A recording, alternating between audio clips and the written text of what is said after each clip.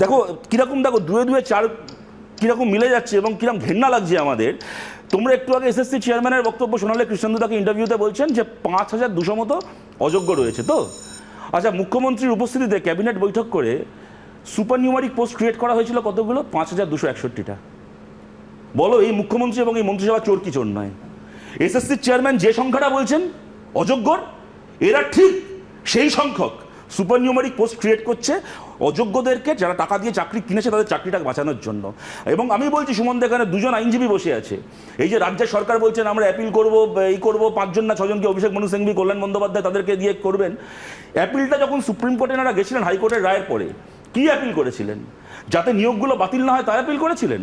আমি এখানে বলছি, এরা দুজন বলুক আমি ঠিক বলছি কি ভুল বলছি, রাজ্যের সরকারের অ্যাপিলটা ছিল যে নিয়োগ বাতিল হবে কি হবে না, কে যোগ্য কে অযোগ্য যা দেখার ও এসএসসি দেখবে, আমাদের কোনো মাথা ব্যথা নেই। আপনারা যে রায়টা দিয়েছেন মন্ত্রিসভার বিরুদ্ধে তদন্ত হবে। কেন আমরা সুপার নিউমারিক পোস্ট ক্রিয়েট করে যারা টাকা দিয়ে চাকরি কিনেছে তাদের চাকরিকে রক্ষা করার চেষ্টা করেছি, মমতা বন্দ্যোপাধ্যায় সহ মন্ত্রিসভার বিরুদ্ধে তদন্ত হবে।